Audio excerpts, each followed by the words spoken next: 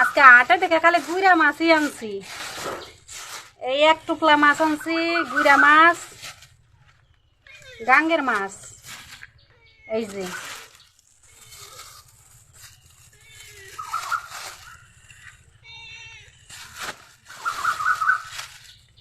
এই এক টুকলা।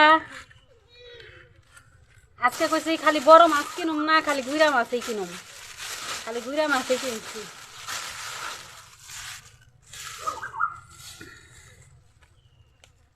মিনি সরো, এই এক টুকলা জায়গায় তো হয় না বন্ধুরা, অনেক মাছ কিনছি।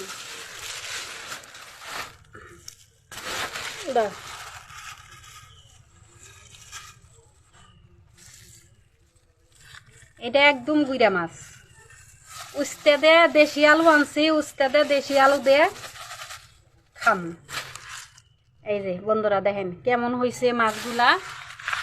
এইটা একদম নদীর মাছ। এই যে এটা একদম নদীর মাছ। এটা আমরা কই টাটকিনি মাছ, গাঙ্গের, আমাকে কালীগাঙ্গের একদম টাটকিনি মাছ। আর এটা কই গাঙ্গের চাপলা মাছ, এটা গাঙ্গের চাপলা।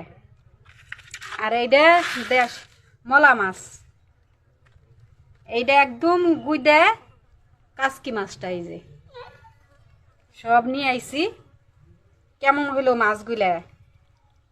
নদীর মাছ, সবগুলা নদীর মাছ নিয়ে আসছি। মাছগুলা কেমন হয়েছে বন্ধুরা জানাবেন।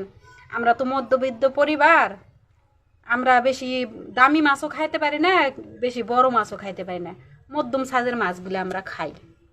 দোয়া করবেন যেন এইভাবে খাইতে পারি। আর মিনির অবস্থা দেখেন, এই মুড়া থেকে এই মুড়ে আসতেছে, এই মুড়া থেকে এই মুড়ে আসতেছে।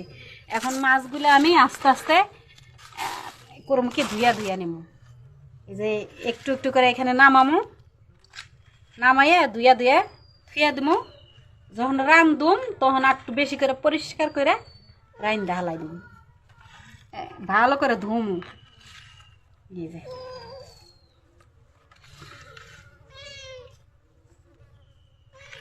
মিনে মারুম কিন্তু তোমারে।